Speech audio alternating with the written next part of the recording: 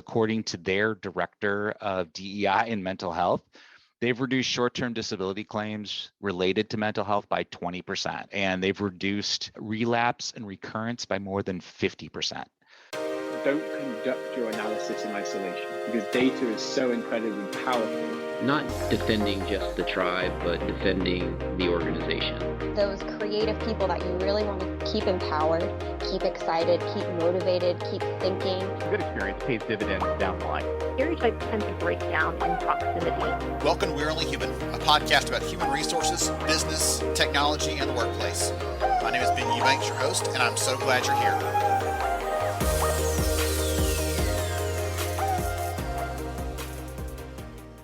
Hey everyone, welcome to We're Only Human. I'm really glad to have you here with us today and looking forward to a fun discussion as always.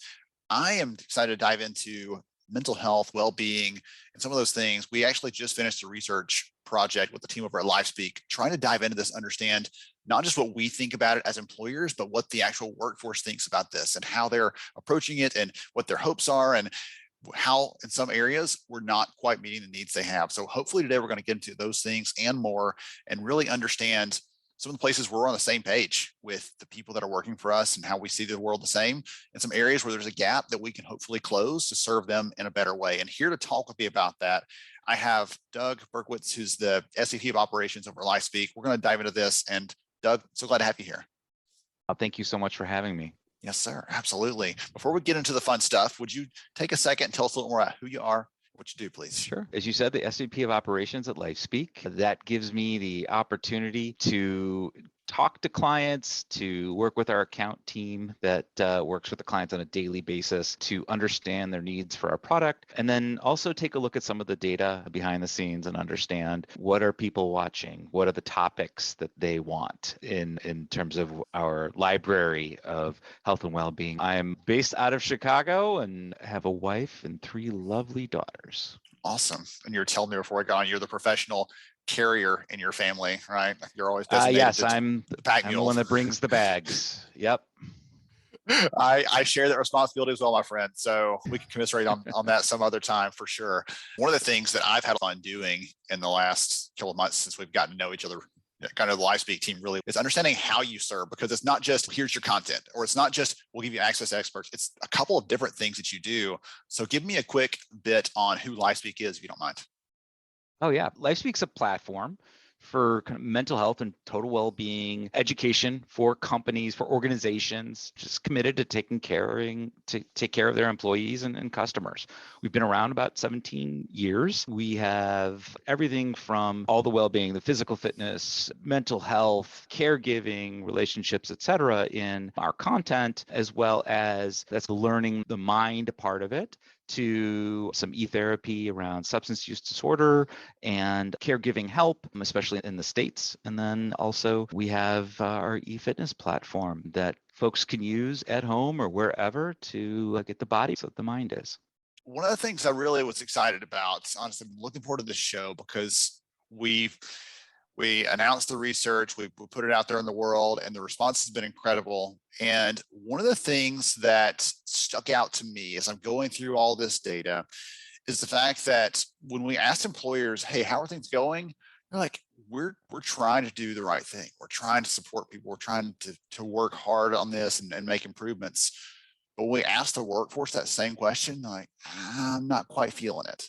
So I'd love to hear from you. Why do you think that is? What might be standing in the way between us and them? If we're here representing the employer audience, because that's the audience listening into this right now, what do you think might be standing in the way there? In the study, Lighthouse used the ABCD grading system. And so on a scale of 1 to 10, employees ranked mental health support a 4.4 on average. The average ranking employers gave was a 7.6. If you think about a 4.4, that's an F. And then 7.6 is about a C. So that's a pretty huge gap. And the fact that employers didn't even give themselves anything but average at best. From the why standpoint, why is this happening? I think there's 3 main things. There's communication. So many of the quotes in the study from employees talked about the lack of knowing what's available, or just knowing that they may know something is available, but not understanding what that something really is because they haven't been communicated much. And I know communication teams at companies, especially large companies, limit the number of communications, but I think in this case, it's hurting folks. And that's something that's near and dear to us at LifeSpeak is that we've always married our technology with communication services. So making sure that emails are coming out from the HR professional and we'll create those for them, filling content newsletters, because you can't just launch and then forget it. And I think that's coming out in the study. I think the next thing would be stigma around mental health. It still persists. And interestingly, and this is something that I got from the study, is especially in typical age groups that are more in the senior management area. One of the interesting stats was the study showed that workers ages 54 plus are the least comfortable talking about mental health at work, who likely holds a lot of the decision-making roles when it comes to budgets and benefits, probably employees in the 54 plus range. Not all, obviously, but a chunk. And this leads me to believe there's still change in attitudes at the top that needed to change. And I think the pandemic did help. And we had started to see a little bit before the pandemic, but I still think there's obviously more to go. The final thing is relevance. And this is my big bugaboo. I talk about it a lot. If the benefit isn't relevant to somebody, they're going to discount it. They're going to say it's not of value. So employees may, feel providing live counseling is the best way employers may feel providing live counseling is the best way to go. But if the employee is a bit nervous about that, has never talked to a clinician for the first time, that person's not ready for that live journey and they need something else. And so the counseling isn't going to have the value. And I think that came out a little bit in the study too. You asked, how do we maybe solve for it? So yes, there's one silver bullet. No, there's not one silver bullet. Push this button and it's all corrected. Yes, there's one, the easy button. So in my experience, and this also showed, I think, in the research, like you said, most companies are recognizing the benefits of supporting employees and supporting well-being, and they're taking it seriously, but they're not. They haven't executed. I think the research asked employees how their company could make mental health benefits more appealing and accessible. About 71% said providing a service they could access at a convenient time and place. 68% said they need a confidential and anonymous service. And 51% said the ability to speak with a live person. That first one, flexibility, I think, is something we're hearing a lot in this great resignation period. Employees want flexibility. If they're not getting it, then that's causing part of the migration. And so I think organizations need to heed the call, or just heed the call for flexibility and confidentiality, and reevaluate some of their mental health benefits to make sure they have things that can meet those needs. And maybe that's accessing education or some knowledge base that the person can start with versus going straight to a clinician. 2, HR can't forget to continually communicate. You can't launch it and then expect everybody to come all the time, especially when they're at home right now. A lot of folks at least are at home. And finally, talk to employees to find out what's relevant. Employers need to be aware that employees aren't going to volunteer to tell them directly, especially in this area. And so they just need to actively ask and make sure you're getting a representative group, not just all the extroverts, not just all the introverts, not one demographic, but everybody. I love that. Well, you sort of answered one of the questions I was going to ask you as a follow-up to that, because when you started off on the communications piece, the first thing that came to mind, I don't know if you thought about this, but the George Bernard Shaw quote, this is the biggest problem with communication is the illusion that has taken place. Right? We think, yes, we've said it, so it's been communicated, and saying it is not necessarily communicating it. And I've been guilty of that in my time in HR. And at one point I wore the communications hat too. And once I realized that, hey, just because we hit send, that didn't immediately translate into an action for them, I started to think differently about those sorts of things. And I love that you pointed out a couple of examples in there. We have a newsletter, we have emails, we can have a virtual town hall. We can have all these kind of mechanisms, multi-channel, to reach people, to get that message through. They've got to hear it a couple of times, probably, to absorb it and understand it. But also, in order we're trying to ask them to change behavior. When you have some stress or you have this problem, we're going to help you do something about that. Don't just stew in it. And I know that's really hard to do, right? Yeah, absolutely. It's salespeople can't usually just call once and get a yes. You have to keep going. And especially with the migration, the great resignation right now, what about all the new employees? Are you making sure that it's in their starting packages and that you're getting all of them? Yeah, it's got to be continual. So you've thrown out some stats already, which makes my heart thrilled, by the way, to have a fellow data nerd here with us. Love But it. was there something specific in the research that you said that was really surprising or intriguing to me that just stuck out beyond? Absolutely. There was a bunch. Let me pick some of my favorites. Maybe the thing I was most surprised about was how big the disconnect is between employers and employees around the value of mental health support being given. I think we all expected that employers probably would have a slightly more positive view of the resources they're offering to employees. That's pretty natural in the study. And this goes to some of the ROI behind well-being investments it's around recruiting and retention and just how important it is to employees and recruits that mental health programs are available. About 50% of the employees said they had thought about leaving their job in the past 18 months because of mental health issues. That's not just in general, but that's because of mental health issues. And about 75% said that having personalized, kind of confidential mental health benefits would make them more likely to stay in there. That's a big deal. So half people might be looking to leave, and you've got something that 75% of them said would help them stay. That's pretty amazing. Yes, that blew me away, honestly, to see that big of an opportunity, I'll say, for employers to Yes. use this, to leverage this, because we always think about, oh, we'll just increase everybody's pay, or we'll just, right. And the data show that those things have a short time span of how long it actually impacts someone's feelings with a company, and then it diminishes pretty quickly. But to say, I'm caring about you, right? Doug is able to get support when he's tired of carrying all the bags and he's just fatigued by all the things. He can get a live counselor to talk to and go through and get some support in that moment. Like, that is something that continues on. But also the gift that keeps on giving, because that feels weird to say that, but it's this thing that you can continue to access as an employee. And it's not, oh, now I've talked to him twice, so I've capped out. No, it's when you need those things, they're there for you. And if you'd rather have it in a self-serve, I want to get some videos, I want to get something else that's a little bit more private, you can even do that if you want. And you can go into the higher touch stuff as the moments require that. Well, and as an HR professional, there's the network effect here too. I think 1 in 2 employees said they'd be more likely to recommend the company to others looking for a job if mental health support benefits were offered. That hopefully will make it easier for an HR person to start recruiting and be a differentiator.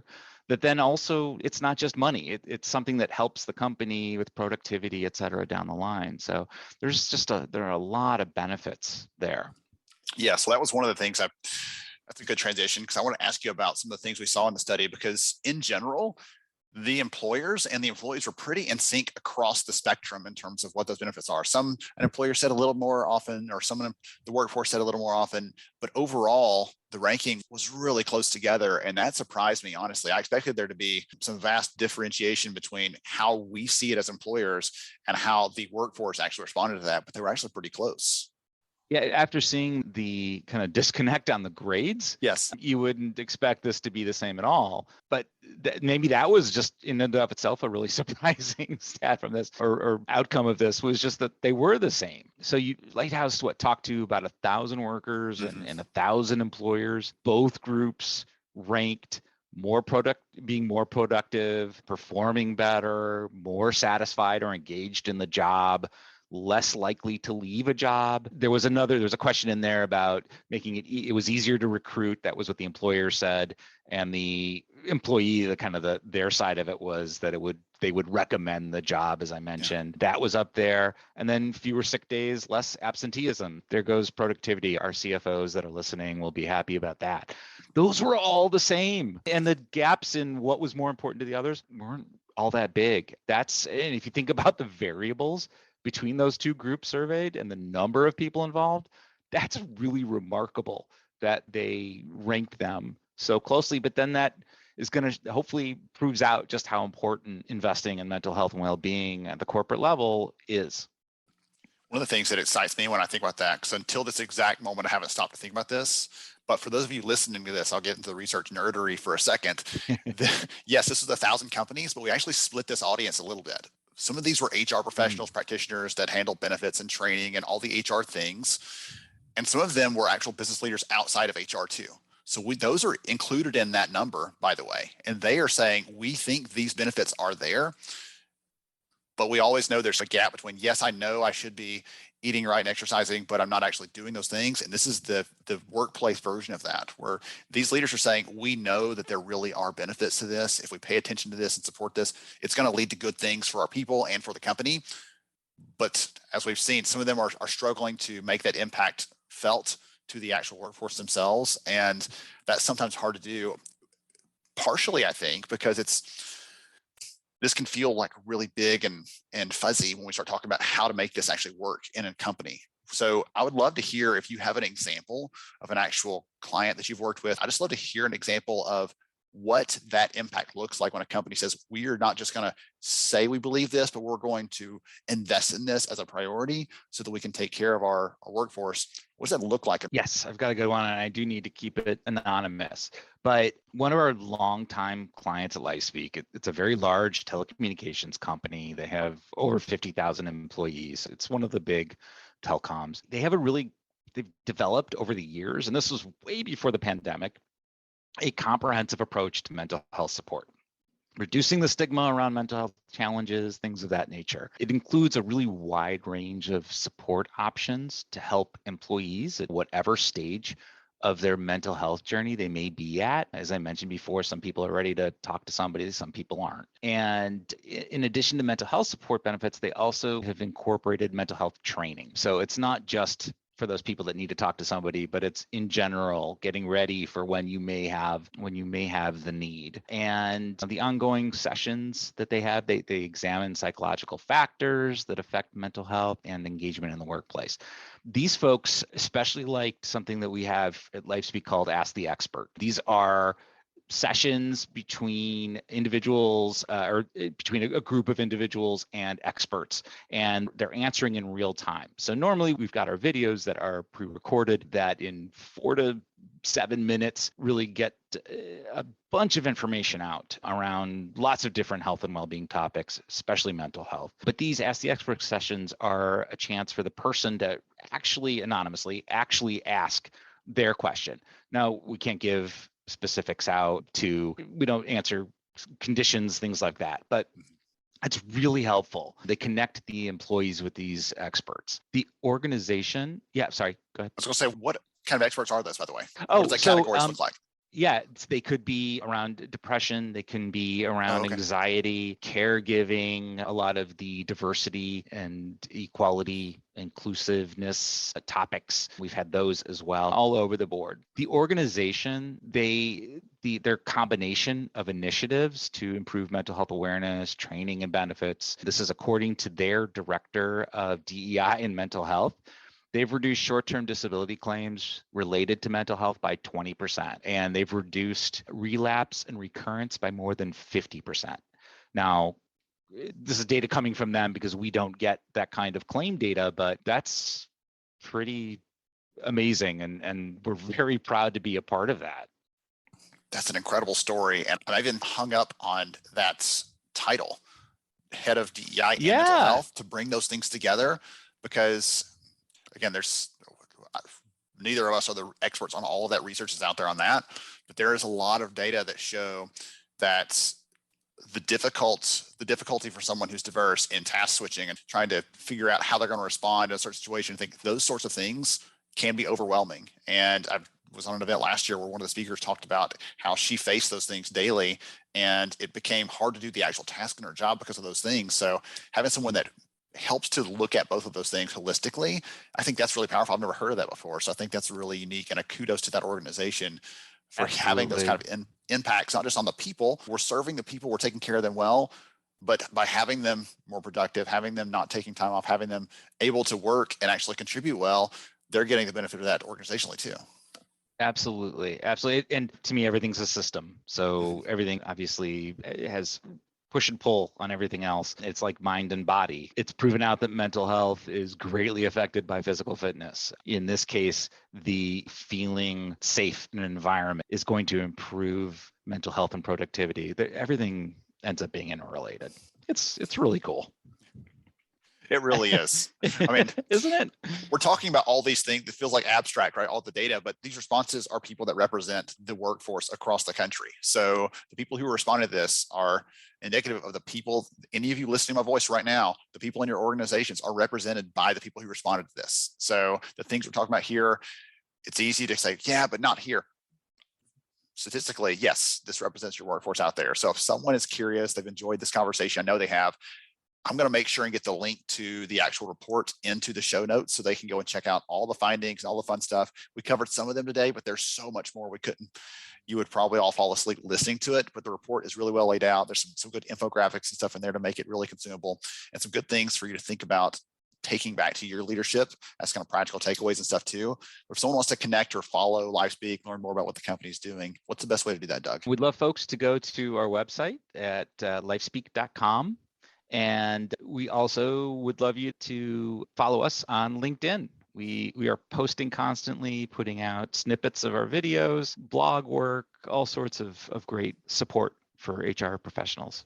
Okay, wonderful. I've enjoyed this so much. You're a tremendous guest, and I'm excited because you're excited with the research, and it's the world I live in every day, and not everybody gets so pumped up about it, but you've got a really good grasp of this, and I just thank you so much for joining us. Thank you so much. Are you sure we can't talk the numbers some more? There's always one more number we can throw in. And that is 100% of people don't love numbers as much as we do. Okay. Thank you again for having me. Absolutely. It's been a ton of fun. To everybody else out there, I hope you enjoyed today's episode of We're Only Human. You got some good takeaways. I took a ton of notes over here on my end, some great recommendations and reminders for you really quickly. 1 out of every 2 employees, you lined up 2 of your people in front of you right now, 1 out of 2 said that they've thought about leaving a job in the last 18 months because of mental health struggles and challenges and strain on that front. But 75% of people, 3 out of 4 said they would have stuck around if their employer served them with these kind of tools we talked about today. So I'd encourage you to dive into the report, dive into the research. If you have questions about it, feel free to ping me, let me know. Love to help you and share more insights there on industry or company size or whatever else we can do there. But thank you all for joining us. Appreciate you, and we'll catch you again next time on We Are Only Human.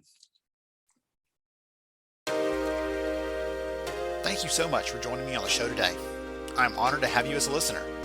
If you enjoyed this episode, please take 10 seconds to rate it at iTunes, Stitcher, or wherever you listen to your podcast. Also, if you know a friend that could benefit from today's conversation, please pass it their way. After all, a rising tide lifts all ships. To see show notes, sponsor information, and our full show archives, visit onlyhumanshow.com.